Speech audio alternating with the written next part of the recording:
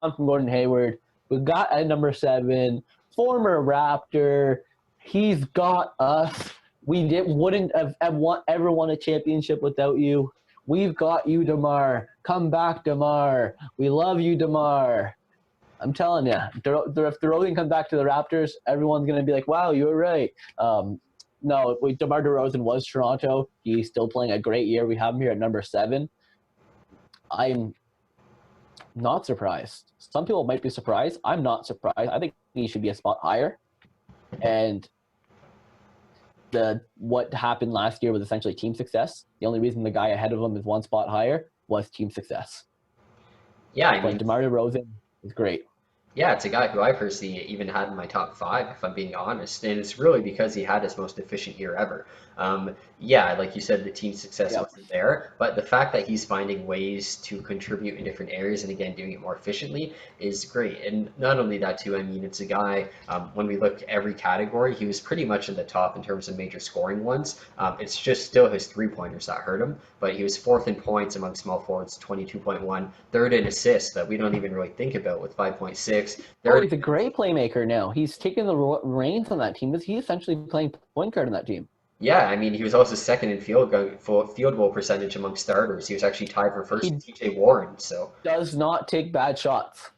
absolutely, maybe the best mid-range shooter in the NBA. It's him and Carmelo who really epitomize it. I mean, he's done it since day one he's been there, and he continues to do it. So I think McCollum's a great mid-range shooter, but I think right now, yeah, DeMar DeRozan is the most reliable threat from mid-range in this whole league. He is the most. He has the best footwork when it comes to spin moves, and when it comes to the mid-range, when it comes to pulling up from the mid-range. He does certain things better than anyone else in the league, and that's what gets him so highly ranked. I think he's still overshadowed and undervalued, though. Yeah, and I mean, like you mentioned, his footwork, it's something that helps him on the defensive end too, where I feel like his defense gets looked a lot, but in terms of being able to stay in front of guys, stuff like that, I feel like he's almost like all NBA level. Like DeMar DeRozan is a very good defender. He's not. He doesn't have the strength as a LeBron James to stand in his way, and maybe that's why we didn't win the championship with them in Toronto. But you can't. People seem to forget very easily the level that Toronto team was with DeMar DeRozan. That Toronto team with DeMar DeRozan, they didn't have Marc Gasol. At the beginning, they didn't have Serge Ibaka. They were still making Eastern Conference Championship Finals. DeMar was the heart and soul of that team. We now it is Lowry, and Lowry was very close back then, but that was very clearly DeMar DeRozan's team. And they were a consistent top 3 to top 5 team in the league for multiple years. We think of Kawhi at a different level, yes. We think of that because he won the championship for us. Kawhi's a multiple-time NBA champion. DeMar DeRozan is not. But we seem to think that we traded away a bum. No, he's a fantastic player in this league. Again, I would take him back on Toronto in a heartbeat. He might not fit your style. He doesn't fit any team in the league style of play. Let's be honest. The mid-range doesn't fit the style of play anymore.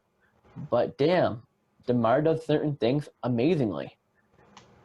Yeah, and I mean, I guess the only knock on him, other than his outside shooting range ability, would be the fact that after the trade, he didn't necessarily take a step up. He kind of just stayed the same. It almost like he took the trade and yeah, he took it and he wanted to prove something, but I feel like he almost took it like the wrong way, where it was like, I did everything I could, that team still didn't want me. Like, he just took it the wrong way instead of taking it to a next level, and that's something that's probably going to keep him around the spot for the rest of his career. Like, well, he His never, playmaking got to the next level, though. yeah, but that's also the help of Greg Popovich, knowing how to run Popovich. the system and whatever else it may be. Like in terms of again being efficient, areas like that, DeMar DeRozan is definitely better than he was in Toronto. Like you said, doesn't take many bad shots.